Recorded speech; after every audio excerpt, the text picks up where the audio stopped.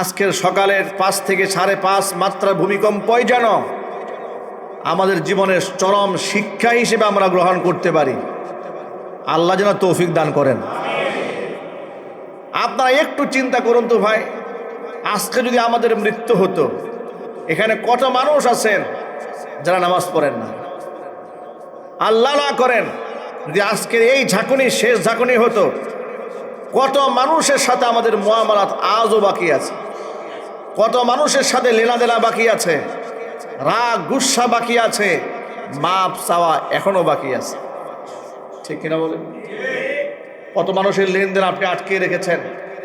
কিয়ামতের দিন মানুষ বলবে, লাউলা আখারতানি ইলা আজালিন করিব, আল্লাহ তুমি আমাকে সামান্য একটা সময় যদি দিতে, লা আসাদদাকা ওয়া আকুম মিনাস সালিহিন, আমি সব দান করে দিতাম, আমি নেককার মানুষের মধ্যে শামিল হতাম। বন্ধুগণ, সেই সুযোগটা কি কাউকে দেওয়া হবে? নবী করিম সাল্লাল্লাহু আলাইহি ওয়াসাল্লাম তামাম মানবতার শিক্ষক, গোটা জগৎবাসীর জন্য আল্লাহ পাক যাকে রহমত স্বরূপ জমিনের মধ্যে প্রেরণ করেছেন, ইন্তিকালের কয়েকদিন আগে থেকে আল্লাহর নবী সাহাবীদেরকে ডেকে ডেকে বলতে থাকতেন, ও সাহাবীরা, তোমাদের সাথে আমার কোনো লেনদেন আছে নাকি? পাওনা থাকলে তোমরা মিটায় নাও। আল্লাহু আকবার বলেন। একটু ভাবেন তো, রাহমাতুল লিল আলামিন মানুষদেরকে ডেকে ডেকে বলছেন, আমার সাথে তোমাদের কোনো লেনাদেনা আছে? মিটায় নাও। লেনাদেনা আছে, মিটায় নাও। একজন সাহাবী বলেন, হে আল্লাহর হাবিব, আপনার সাথে আমার একটা লেনাদেনা বাকি আছে। সাহাবী দাঁড়ায় গেলেন, কি লেনাদেনা বাকি আছে? লেনাদেনা হচ্ছে, ইয়া রাসূলুল্লাহ, আপনি একদিন আমাকে আঘাত করেছিলেন, লাকড়ি দিয়ে আমার পেটের মধ্যে একটা গুঁতা মেরেছিলেন, এই লেনাদেনা বাকি আছে। হুজুর সাল্লাল্লাহু আলাইহি ওয়াসাল্লাম তাকে বললেন, তুমি প্রতিশোধ নাও, বদলা নাও। সাহাবী বলেন, হ্যাঁ আল্লাহর হাবিব, আপনার কাছ থেকে বদলা আমি কি করে নেব? আপনার গায়ে চাদর আছে, আমার গায়ে ওই সময় চাদর ছিল না, চাদর সরান। হুজুর গায়ে চাদরটা উন্মুক্ত করে দিলেন। চাদর খুলে দেওয়া মাত্র রাসূল পাক সাল্লাল্লাহু আলাইহি ওয়াসাল্লামের এই পিঠের উপরে খাতমে নবুওয়াতের আপনার কবুতরের ডিমের মতো একটা চিহ্ন ছিল। সাহাবী বলেন, হে আল্লাহ রসুল, আমি বহু বছর ধরে শুনেছি যে আপনার গায়ে খাতমে নবুওয়াতের একটা চিহ্ন আছে কবুতরের ডিমের মতো, দেখার সৌভাগ্য কখনোই হয় নাই। এই সুযোগে প্রতিশোধের কথা বলে জামাটা সরিয়ে খাতমে নবুওয়াতের চিহ্নটা দেখলাম, আর সেই জায়গার মধ্যে ঠুট লাগাইয়া চুম্বন করার সৌভাগ্য অর্জন করলাম। ভাবেন একটু, হুজুর দাঁড়ে দাঁড়ে মানুষের কাছে হেঁটে হেঁটে বলেছেন, আমার কাছে কোনো লেনাদেনা আছে? আমি কাউকে কোনো কষ্ট দিয়েছি? আঘাত দিয়ে থাকলে তোমরা তার বদলা নিয়ে নাও। আমার কাছে কোনো ঋণ থাকলে ঋণ তোমরা পরিশোধ করে নিয়ে নাও। আর আমরা কি পরিমাণ উদাসীন, কি পরিমাণ গাফেল, যে রসুলের কোনো সগীরা গুনাহ নাই, যার কোনো কবিরা গুনাহ নাই, বেগুনা মাসুম। মাসুম কাকে বলে শোনেন? মাসুম মানে হচ্ছে গুনাহ করার পরে মাফ হয়েছে তা নয়। মাসুম মানে হচ্ছে যারা আল্লাহ কর্তৃক ফেরেশতা দ্বারা এমনভাবে পরিচালিত হন যাদের গায়ে আল্লাহ গুনাহ লাগার সুযোগই দান করেন না। জোরে বলতে হবে সুবহানাল্লাহ। ফেরেশতারা বেগুনা মাসুম। কারা? ফেরেশতারা। নবীদেরকে আল্লাহ ফেরেশতাদের চাইতেও দামি বানিয়েছে। নবীদেরকে আল্লাহ ফেরেশতাদের চাইতে দামি বানিয়েছে। বেগুনা মাসুম, কোনো স্পর্শ করে দেননি। অথচ সেই নবী আবার সেই নবীদেরও নবী, ইমামুল মুরসালিন, সমস্ত নবীদের সর্দার, মানুষের দাঁড়ে দাঁড়ে ঘুরে ঘুরে বলছেন, আমার সাথে পাওনা থাকলে মিটায় নাও। আর আমরা এত বেশি নিজেকে মাকবুল মনে করি যে আমার হজ, আমার যাকাত, আমার আমল, আমার মসজিদ, আমার মাদ্রাসা, আমার এতিমখানা, আমার খানকা, কত কিছু আমার আছে। জান্নাতের একমাত্র অধিকারী তো আমিই হব, এই চিন্তা ভাবনা নিয়ে আসি। যার দরুন আমরা কাউকে কটু বাক্য বলতেও দ্বিধা করি না, কাউকে আঘাত করতেও মোটেও আমরা একটু কার্পণ্য করি না। অথচ নবী করিম সাল্লাল্লাহু আলাইহি সাল্লাম বলেছেন যে সামান্যতম একটা কটু বাক্য যার অন্যের দিলে তুমি আঘাত করেছ, বান্দার হক নষ্ট করেছ, কাল কিয়ামতের ময়দানে এই বান্দা তোমাকে মাফ করবে না যতক্ষণ আল্লাহ তোমাকে ছেড়ে দেবেন না ততক্ষণ। সুতরাং মুআমালাতের ক্ষেত্রে অত্যন্ত সাবধানতা অবলম্বন করতে হবে। আল্লাহ পাক যেন আমাদেরকে হেফাজত করে, জোরে বলুন আমিন। প্রতিশোধ পরায়ণ হওয়া যাবে না। মানুষ আপনাকে কষ্ট দিয়েছে, আপনি ইচ্ছা করলে প্রতিশোধ নিতে পারবেন। নবী করিম সাল্লাল্লাহু আলাইহি ওয়াসাল্লাম বলেছেন, সিলমান কাতাক ওয়াফু আম্মান যালামাক ওয়া আহসিন ইলা মান আসা ইলাইক। তিনটা আমল আল্লাহর নবী আমাদেরকে শেখালেন। এই তিনটা দামি কথা যদি এক পাল্লায় দেওয়া হয়, তাম পৃথিবীর মহামনীষী যারা ছিলেন তাদের সমস্ত দামি কথা আরেক পাল্লায় দিলেও হুজুরের তিনটা কথা পৃথিবীর সমস্ত দামি কথার চাইতে ভারী হয়ে যাবে। এই যে আপনার মহামনীষীদের বাণী চিরন্তনীগুলো দেয়ালে দেয়ালে লেখা থাকে, পড়েন না? সমস্ত দামি কথা এক পাল্লায় দিলে আল্লাহ রসুলের এই তিনটা দামি কথার সমতুল্য হবে না। শুনুন কি সুন্দর কথা বলেন হুজুর। হুজুর বলেন, সিল মান কাতাক, যে তোমার সাথে সম্পর্ক ছিন্ন করেছে তুমি তার সাথে সম্পর্ক জুড়ায় নাও। সুবহানাল্লাহ বলবেন না? আচ্ছা, পৃথিবীতে শান্তি প্রতিষ্ঠার জন্য এর চেয়ে দামি কোনো কথা আছে? মানে সমাজের মধ্যে শান্তি শৃঙ্খলা বজায় রাখার জন্য, একটি স্থিতিশীল পরিবেশ কায়েম করার জন্য এর চেয়ে উন্নত কথা আর কি হতে পারে? সিলমান কাতাক, যে তোমার সাথে সম্পর্ক ছিন্ন করেছে তুমি তাদের সাথে সম্পর্ক জুড়িয়ে নাও। ওয়াফু আম্মান যালামাক, যে তোমার উপর জুলুম করেছে তুমি আবার উল্টা তার উপর জুলুম করতে যেও না। ইচ্ছা করলে তুমি প্রতিশোধ গ্রহণ করতে পারো, ইচ্ছা করলে তার বিচারও করতে পারো, ইচ্ছা করলে তুমি ক্ষমা করে দিতে পারো। আল্লাহর কাছে সবচেয়ে বড় প্রিয় আমল হচ্ছে ক্ষমা। ওয়াফু আম্মান যালামাক, তোমার উপর যে জুলুম করেছে তুমি তারে ক্ষমা করে দাও। ওয়া আহসিন ইলা মান আসা ইলাইক, তৃতীয় নম্বর বক্তব্য, যে তোমার সাথে খারাপ আচরণ করেছে, তোমারে কষ্ট দিয়েছে, তুমি তার সাথে খারাপ আচরণ করো না, তুমি তার সাথে ভালো আচরণ করো।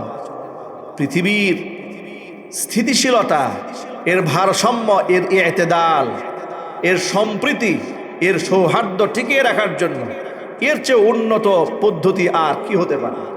এর চেয়ে দামি থিম আর কি হতে পারে? যে আমাকে আঘাত দিয়েছে আমি তারে ক্ষমা করে দেব, আমার সাথে রূঢ় আচরণ করেছে আমি তার সাথে উত্তম আচরণ করব। এর থেকে আর উত্তম ফর্মুলা আর কি হতে পারে? এই জন্য কোরআন সুন্নাহর ফর্মুলার উপরে কোনো ফর্মুলা নাই। কোরআন সুন্নাহর হেদায়েতের উপরে দামি কোনো হেদায়েত নাই।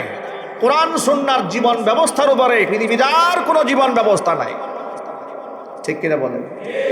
সবচেয়ে উন্নত ফর্মুলা আল্লাহ উপহার দিয়েছেন, আল্লাহ রসুল আমাদেরকে উপহার দিয়েছেন। জোরে খান সুবহানাল্লাহ। কোরআন সুন্নাহর ফর্মুলা মানুষকে কতটা বিনয়ী বানায়, মানুষকে কতটা জবাবদিহিতামূলক অবস্থানে পৌঁছে দেয়। ছোট্ট একটা এক্সাম্পল আপনাদের সামনে উদাহরণ হিসেবে তুলে ধরছি। আমিরুল মুমিনিন খলিফাতুল মুসলিমিন হযরত ওমর, আল্লাহ পাকের এমনই মাকবুল বান্দা যার মুখ থেকে বের হওয়া বক্তব্যের প্রেক্ষিতে আল্লাহ তাআলা কোরআন শরীফে বহু জায়গায় আয়াত নাযিল করে দিয়েছেন। হুজুর বলেছেন, লাউ কানা মিন বাদি নাবিয়্যুন লাকানা উমর নবী, আমার পরে যদি কেউ নবী হতো অবশ্যই হযরত ওমর নবী হয়ে যেত। হুজুর বলেন সুবহানাল্লাহ। কিন্তু নবুয়তের দরজা বন্ধ, ওহীর দরজা বন্ধ। নবুয়তের একটা ইমারত আল্লাহ পাক পৃথিবীতে নির্মাণ করেছিলেন। একখানা ইট বাকি ছিল, আমি হচ্ছি সেই সর্বশেষ ইটখানা। চিৎকার দিয়ে বলেন আল্লাহু আকবার। নবী হওয়ার আর কোনো রাস্তা নাই। যদি রাস্তা থাকতো ওমর নবী হয়ে যেতেন।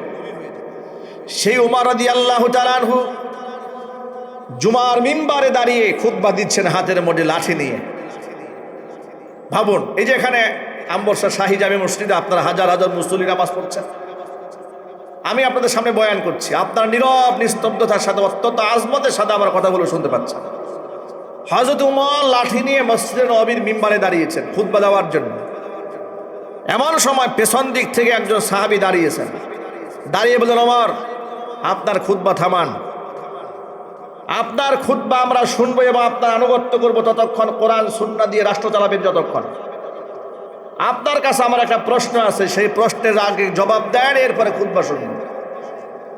হযরত উমর রাগ হলেন না, জালিলুল কদর সাহাবী, এত বড় আজমতওয়ালা সাহাবী, রাগ হননি। প্রশ্ন করুন, কি প্রশ্ন আপনার? প্রশ্ন করে বললেন, আপনার গায়ে যে জুব্বাটা আপনি পরেছেন, লম্বা জুব্বা, আমরা তো দেখেই বুঝতে পেরেছি যুদ্ধের ময়দান থেকে আনফাল যেটা এসেছে, যুদ্ধলব্ধ সম্পদ, গনিমতের মাল যা এসেছে, সকলে এক টুকরা করে কাপড় পেয়েছে। আপনিও তো এক টুকরাই পেয়েছেন, আমরাও এক টুকরা পেয়েছি। কিন্তু আপনি দুই টুকরাওয়ালা জুব্বা, এত লম্বা হলো কেমনে আপনার জুব্বা? আমাদের এক টুকরা দিয়ে তা আমাদের পা ভালো করে ঢাকে না, আর আপনার জুব্বা দিয়ে দুই টুকরা কাপড় দিয়ে আপনি বানিয়েছেন। আপনি এই আরেক টুকরা কোথায় পেলেন? আপনি কি খলিফা হওয়ার সুবাদে একটা টুকরা বেশি ফ্যাসিলিটিস নিয়েছেন? ভরপুর মুসল্লিদের সামনে, উপস্থিত সকলের সামনে, অর্ধ জাহানের শাসককে বিচারের কাঠগড়ায় একজন সাধারণ নাগরিক দাঁড় করে দিয়েছে। এটার নাম ইসলামের খেলাফত। আল্লাহু আকবার বলেন। এই খেলাফতের কথা পৃথিবীর নাস্তিক, বেঈমান, তথাকথিত বুদ্ধিজীবী, তথাকথিত সুশীল এবং এই গোটা দুনিয়ার সাম্রাজ্যবাদী শক্তিগুলো, জাতীয়তাবাদী শক্তি, ধর্মনিরপেক্ষতাবাদী শক্তি, সেকুলারিজম, ন্যাশনালিজম, এরা এই খেলাফতের কথা সহ্য করতে পারে না। কেন করতে পারে না? কারণ তারা যে রাষ্ট্রতন্ত্রের কথা বলে, সেখানে নেতাকে জবাবদিহিতার কাঠগড়া দ্বারা দূরের কথা, নেতার গাড়ি চালায় যে ড্রাইভার, ওই ড্রাইভারের বিরুদ্ধে আপনি একটু প্রশ্ন তুলে দেখবেন, আপনার চোখ থাকবে না। এটা পৃথিবীর বাস্তবতা, ঠিক কিনা বলেন? ওই যে খুনি হাসিনার ফাঁসি হয়ে গেল, এখন আপনারা সবাই নাচতেছেন। হাসিনা দেশে থাকা অবস্থায় তার বিরুদ্ধে কয়জনে কথা বলতে পেরেছেন? ঠিক না ব্যাটিক বলেন? তার বিরুদ্ধে তো ভালো, তার দলের একেবারে থার্ড ক্লাস শ্রেণীর এক নেতা, অজপাড়া গায়ের ওয়ার্ড কর্মী, তার বিরুদ্ধে যদি আপনি কথা বলেছেন, আপনাকে ঠ্যাঙ্গাইয়া পা ভেঙে দিয়ে থানায় লটকায় রাখতো ঘন্টার পর ঘন্টা। এটা পৃথিবীর তথাকথিত গণতন্ত্র। তারা আবার মাইকের সামনে এসে বলে গণতন্ত্রের মানস কন্যা। তারাই বলে বাক স্বাধীনতা। আমাদের দেশে বাক স্বাধীনতা আছে? এখনো আছে? ওই যে একটা ছেলে সেনাবাহিনীকে উদ্দেশ্য করে এটা গালি দিয়েছে।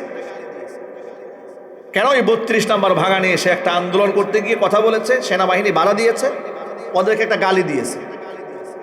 যে সেনাবাহিনীর উপর দেশের মানুষের এত ভালোবাসা, শ্রদ্ধা, মহব্বত, সেই সেনাবাহিনীর কয়েকজন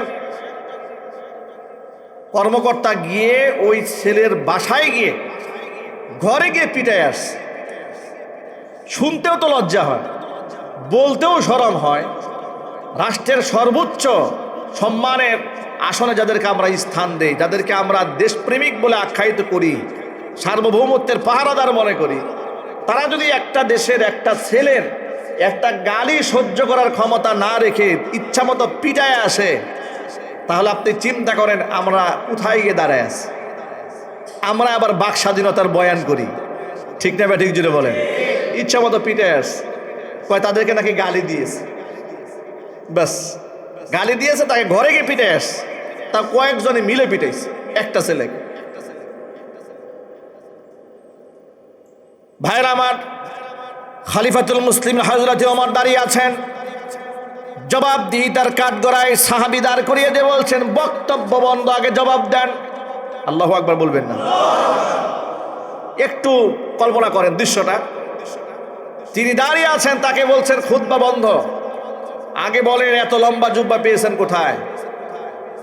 হযরত উমর রাগ না হয়ে ছেলে আব্দুল্লাহকে দাঁড় করেছেন, আব্দুল্লাহ তুমি দাঁড়াও, তুমি বলো আমি লম্বা জুব্বা কোথায় পেয়েছি।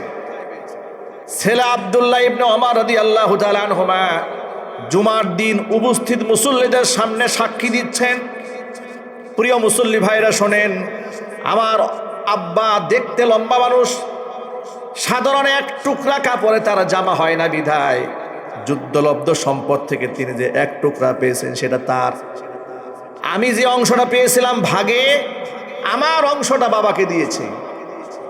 আমি ছেলের অংশ আর আমার বাবার অংশ দুটা মিলে আমার আব্বা জুব্বা বানাইছেন। আল্লাহু আকবার বলেন। সাহাবায়ে ইকরামের জীবনটা এত পবিত্র জীবন ছিল। এত কিছু করার পরেও হযরত ওমর ইন্তেকালের আগ মুহূর্তে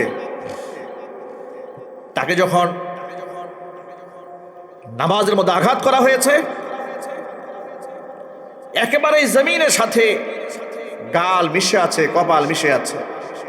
জীবনের শেষ মুহূর্তে চোখের পানি ছেড়ে কান্না করছেন আব্দুল্লাহ ইবনে ওমর রাদিয়াল্লাহু তাআলা আনহু। তার ছেলে দৌড়ে আসছেন, বাবার মাথাটা জমিনের সাথে লেগে কিছু ধুলাবালি গায়ের মধ্যে লাগতেছে।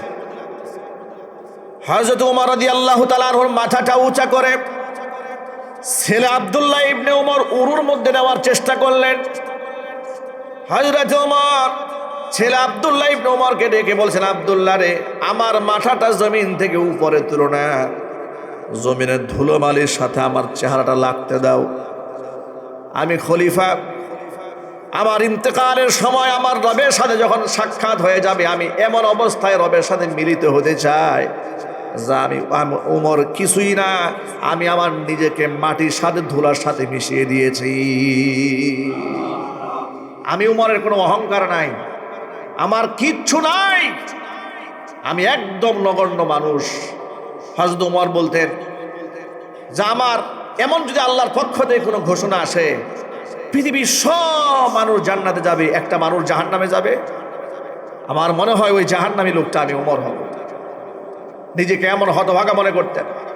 আবার তিনি বলেন, আমি আল্লাহর রহমতের এত এত বেশি আশাবাদী, এমন কোন ঘোষণা যদি আসে তাম পৃথিবীর সব মানুষ জাহান্নামে যাবে, একটা মাত্র মানুষ জান্নাতে যাবে, আমি আল্লাহর রহমতের এত বেশি প্রচন্ড আশাবাদী, আমার মনে হয় পৃথিবীর সব মানুষ জাহান্নামের আগুনে পড়লেও আমার আল্লাহ আমাকে জাহান্নামে দিবে না। এটাকে বলা হয় ঈমান। ঈমান হচ্ছে ঈমানু বাইনাল খাউফি ওয়ার রাজা, আশা এবং ভীতি এই উভয়ের মধ্যবর্তী অবস্থা। ভয়ও থাকতে হবে, আবার আশাও থাকতে হবে। এমন ভয় পাওয়া যাবে না যে আপনি আল্লাহ রহমত থেকে হতাশ হয়ে গেলেন, নিরাশ হয়ে গেলেন যে আল্লাহ আমার মাফ করবেন। আবার এমন ভরসা করে থাকা যাবে না যে আল্লাহ রহমত যেহেতু সীমাহীন, আমার যা মনে চায় আমি তাই করি, আল্লাহ আমাকে জাহান্নামের আগুনে পুরাবে না, এরকম আশাবাদীও হওয়া যাবে না। আর ঈমানু বাইনাল খাউফি ওয়ার রাজা, সর্বোচ্চ ভয় সর্বোচ্চ আশা, এই উভয়ের মাঝখানে ব্যালেন্স করে চলার নাম হচ্ছে ঈমান। আল্লাহ পাক আমাদের বুঝে আমল করা তৌফিক দান করে। ভাইরা আমার, আমি এক্সাম্পল দিয়ে বোঝাতে চেয়েছি যে পৃথিবীতে আমরা নিজেকে কত সর্বময় ক্ষমতার অধিকারী মনে করি। পক্ষান্তরে সাহাবায়ে কেরাম জান্নাতের সুসংবাদ প্রাপ্ত যারা ছিলেন, নিজেদেরকে কত সতর্ক রেখেছেন, পৃথিবী তাদেরকে পিছপা করে রাখতে পারে নাই। আল্লাহ তাআলা কোরআন মাজিদে বলেছেন, ইয়া আইয়ুহাল্লাযীনা আমানু লা তুলহিকুম আমওয়ালুকুম ওয়ালা আওলাদুকুম আন যিকরিল্লাহ, তোমাদের সম্পদ এবং সন্তান সন্ততি যেন আমার জিকির থেকে তোমাদেরকে গাফেল করতে না পারে। আমাকে ভুলে যেও না। আল্লাহ আছেন না নাই? আল্লাহ সব দেখেন কিনা? আল্লাহ সব শোনেন কিনা? আল্লাহর কাছে সব রেকর্ড আছে কিনা? সব রেকর্ড রবের কাছে আছে। একটা ঝাঁকুনি আবার আমাদেরকে সতর্ক করে দিয়েছে, মহান আল্লাহ, আমি সব দেখতে পাচ্ছি। প্রবল ঝাঁকুনি দেওয়ার আগে আমার কাছে ফিরে আসো। এই কোরআনে আল্লাহ তাআলা একটা দারুণ তথ্য দিয়েছেন আমাদেরকে। আল্লাহ পাক বলেন, যাহারাল ফাসাদু ফিল বাররি ওয়াল বাহরি বিমা কাসাবাত আইদিন নাস লিয়ুযীকাহুম বা'দাল্লাযী আমিলু লা'আল্লাহুম ইয়ারজিউন। জলে এবং স্থলে যত বিপর্যয়ের সৃষ্টি হয়েছে, বিমা কাসাবাত আইদিন নাস, সব মানুষের হাতের কামাই করা ফসল, ঠিক কিনা? তবে এই যে আমি একটু টুকিটাকি শাস্তি তোমাদেরকে কেন দেই, লিয়ুযীকাহুম বা'দাল্লাযী আমিলু, তোমরা যা করেছো তা তো আমি তোমাদের পূর্ণাঙ্গ দেই না, আচ্ছা, আমরা যে পরিমাণ নাফরমানি আল্লাহর করি, যদি আমাদের কৃতকর্মের শাস্তি দেওয়া আল্লাহ শুরু করেন, আমাদের নিঃশ্বাস নেওয়ার সুযোগ থাকবে? যদি বলেন, আমাদের কি একটা কদম ফেলার সুযোগ আছে? আহা, কি নাফরমানি আমরা করি! শিরিক, বেদাত, কুসংস্কার, খুরাফাত, নাফরমানি কি না করি! মিথ্যা কথা বলা থেকে শুরু করে, তহমত দেওয়া শুরু করে আরো কি না করি! সবচেয়ে জঘন্য কাজ আমরা হাসতে হাসতে করি, সেটা হলো শিরিক। সবচেয়ে জঘন্য কাজ কি? শিরিক। হাসতে হাসতে মানুষ করে, রবের সাথে শরীক স্থাপন করে। আল্লাহর যে কত ধৈর্য! সুবহানাল্লাহ, আল্লাহর কত ধৈর্য! ভাবেন আপনারা যে আপনি একটা জিনিস চিন্তা করেন, আপনার নিজের স্ত্রী, যাকে আপনি মহারণা দিয়ে বিবাহ করেছেন, আপনি তার ভরণ পোষণ দেন, তাকে আপনি বাসস্থান দিয়েছেন, নেইল পলিশ কিনে দিয়েছেন, এরপরে তার চেহারার সৌন্দর্যতা বর্ধনের জন্য যত প্রকারের আধুনিক সরঞ্জাম আছে, মেকআপ আইটেম আছে, সব কিনে দিয়েছেন। এত কিছু দেওয়ার পরে আপনার সেই প্রেমময় স্ত্রী যদি আপনাকে ছেড়ে পরপুরুষের সাথে ফোনে একটু কথা বলে, আপনার কাছে কেমন লাগে? মজা লাগবে?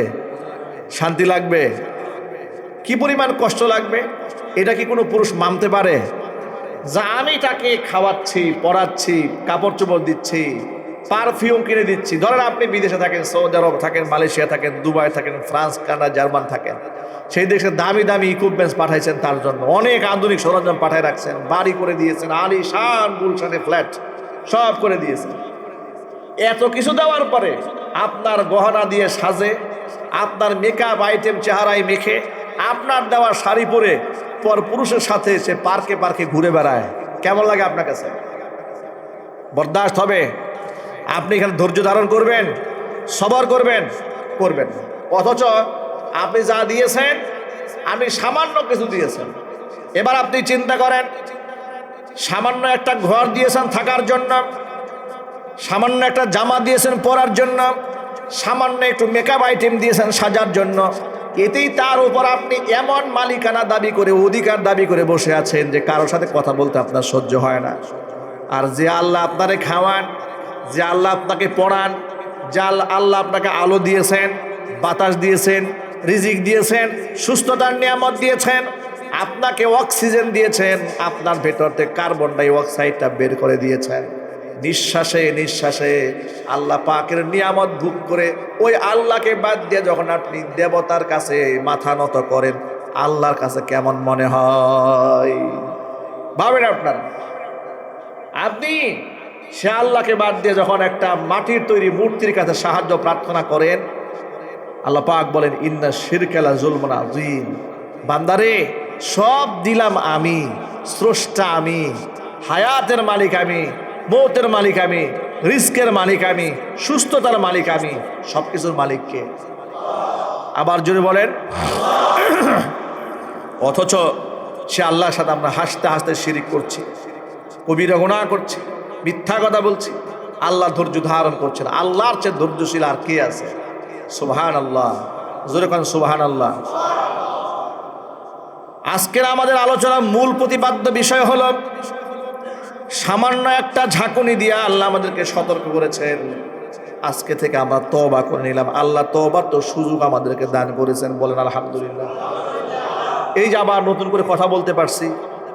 কারো মৃত্যু হতো বাথরুমে, কারো মৃত্যু হতো টয়লেটে, কারো মৃত্যু হতো সে পানি পান করছে, কারো মৃত্যু হচ্ছে বাচ্চার সাথে শেষ বিদায় নেওয়ার সুযোগ হয়নি, স্বামীর সাথে স্ত্রীর সাথে শেষ কথাটা বলা হয় নাই, অনেক অজানা কথা, অনেক না বলা কথা, অনেক লেনা দেনা এখনো বাকি আছে। আর আমরা মনে করতেছি আল আমাল, আমাদের মিথ্যা স্বপ্ন আশা আমাদেরকে, লম্বা স্বপ্ন আমাদেরকে ধোঁয়াশা সৃষ্টি করেছে। কোরআন কি বলে দিয়েছে? ওয়ামাল হায়াতুদ দুনিয়া ইল্লা মাতাউল গুরুর। এই পৃথিবী ধোঁকার প্রবঞ্চনা ছাড়া কিচ্ছু নয়। আল্লাহ পাক বলেছেন, মা গাররাকা বিরাব্বিকাল কারীম। তোমার সম্মানিত রবের ব্যাপারে কোন জিনিস তোমাকে ধোঁকায় ফেলেছে? কি তোমাকে ধোঁকায় ফেলেছে? সুতরাং আল্লাহ আমাদেরকে একটা সুযোগ দিয়েছেন। আল্লাহ কি দিয়েছেন? আল্লাহ নতুন করে জীবনটাকে গড়ে নেওয়ার সুযোগ দিয়েছেন। এটাকে ওইভাবে দেখতে হবে এটা ওই যে শুধু ভূমিকম্প হয়েছে ভাই, আপনি কইছিলেন তখন আপনি কি করতেছিলেন না, এটার জন্য আল্লাহ দেননি। এখন একটা গল্পের বিষয় হয়ে দাঁড়িয়েছে যে আমি এই ছিলাম রাস্তা, আমি ছিলাম গাড়িতে, আমি ছিলাম বাড়িতে, এটা না হইলে এটা হতো, এটা না হইলে এটা না, এটা না এটা হতো না। আপনি এটা চিন্তা করেন, এই মুহূর্ত যদি আপনার আমার জীবনের শেষ বিদায় হয়ে যেত, ঠিক না ভাই? ঠিক জোরে বলে।